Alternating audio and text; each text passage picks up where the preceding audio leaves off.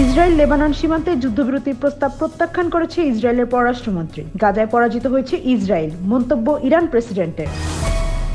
পারমাণবিক অস্ত্র ব্যবহারের নীতিতে পরিবর্তন আনলেন রুশ প্রেসিডেন্ট ভ্লাদিমির পুতিন। চীনে রাশিয়ার গোপন যুদ্ধ ড্রোন প্রকল্প চালু। ইউক্রেনকে $800 কোটি সামরিক সহায়তা দেওয়ার পরিকল্পনা যুক্তরাষ্ট্রের। অনাস্থা ভোটে টিকে গেলেন কানাডার প্রধানমন্ত্রী জাস্টিন ট্রুডো।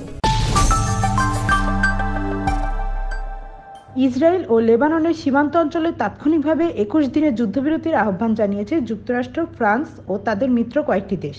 বুধবার হোয়াইট হাউস থেকে প্রকাশিত যৌথ বিবৃতিতে গাজায় যুদ্ধবিরতি কার্যকরের প্রতি সমর্থন জানিয়েছে দেশগুলো।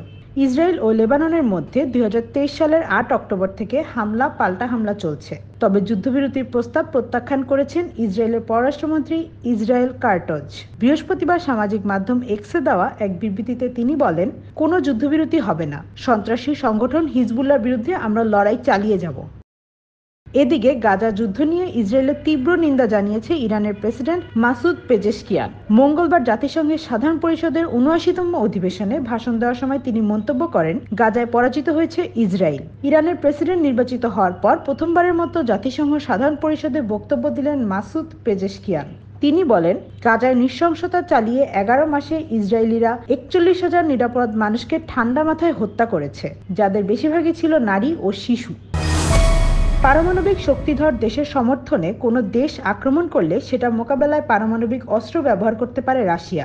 বুধবার রুশ প্রেসিডেন্ট ভ্লাদিমির পুতিনের করা এই বক্তব্যকে ইউক্রেনের বিরুদ্ধে পারমাণবিক অস্ত্র ব্যবহারের প্রচ্ছন্ন হুমকি বলে মনে করা হচ্ছে। রুশ প্রেসিডেন্ট বলেছেন, রাশিয়ার বিরুদ্ধে পারমাণবিক শক্তিবিহীন কোনো দেশের আগ্রাসনের পেছনে যদি কোনো পারমাণবিক শক্তিধর দেশের সমর্থন থাকে, তাহলে রাশিয়ান ফেডারেশনের বিরুদ্ধে যৌথ হামলা হিসেবে বিবেচনা করা হবে। এদিকে ইউক্রেনের বিরুদ্ধে যুদ্ধে ব্যবহারের জন্য দূরপাল্লার আক্রমণাত্মক ড্রোন তৈরি ও উৎপাদনের লক্ষ্যে চীনে অস্ত্র প্রকল্প চালু করেছে রাশিয়া। ইউরোপীয় গোয়েন্দা সংস্থার দুটি সূত্র ও ব্রিটিশ বার্তা সংস্থা রয়টার্সের পর্যালোচনা করার নথি থেকে এই তথ্য পাওয়া গেছে।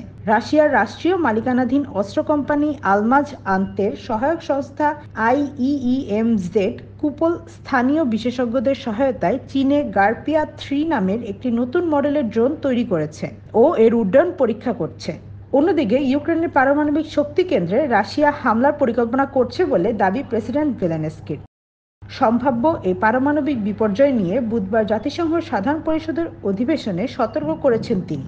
জেলেনস্কি বলেন, অন্য দেশের স্যাটেলাইট ব্যবহার করে ইউক্রেনের পারমাণবিক অবকাঠামোর তথ্য সংগ্রহ করছে মস্কো।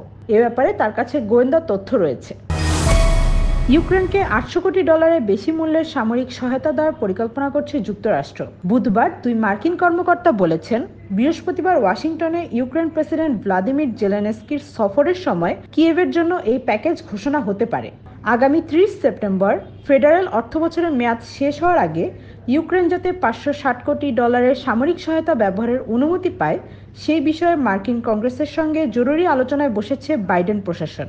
মার্কিন কর্মকর্তারা বলেন, হোয়াইট হাউস কংগ্রেসকে বোঝাতে চায় তারা মার্কিন অস্ত্রাগার থেকে $560 কোটি অস্ত্র চালানের পথে এগিয়ে যাবে। কানাডার পার্লামেন্টে অনাস্থা ভোটে টিকে গেছেন দেশটির প্রধানমন্ত্রী জাস্টিন ট্রুডো। বুধবার পার্লামেন্টে ট্রুডোর সংখ্যালঘু দল লিবারেল পার্টির 9 বছরের শাসনের অবসান ঘটাতে যথেষ্ট সমর্থন জোগাড়ে ব্যর্থ হন প্রধান রাজনৈতিক প্রতিদ্বন্দ্বী কনজারভেটিভ পার্টি। সাম্প্রতিক বছরগুলোতে জনপ্রিয়তা হ্রাস পাওয়ায় তাকে এই পরীক্ষার মুখোমুখি হতে হয়। ট্রুডোর সংখ্যালঘু লিবারেল সরকারের প্রতি আস্থার অভাব ঘোষণা করে সরকার বিরোধী কনজারভেটিভ পার্টি। বুধবারে পার্লামেন্টে ভোটাভুটিতে হাউস অব কমন্সের আইন প্রণেতারা ট্রুডো সরকারের পক্ষে 211 এবং বিপক্ষে 120 ভোট দেওয়ায় এই যাত্রায় বেঁচে যান তিনি। হাউস অব কমন্সের সরকারি ব্যবসার দায়িত্বে থাকা সিনিয়র লিবারেল কারিনা গোল্ড বলেন, আজ দেশের জন্য একটি ভালো দিন ছিল, কারণ আমার মনে হয় না কানাডিয়ানরা নির্বাচন চায়।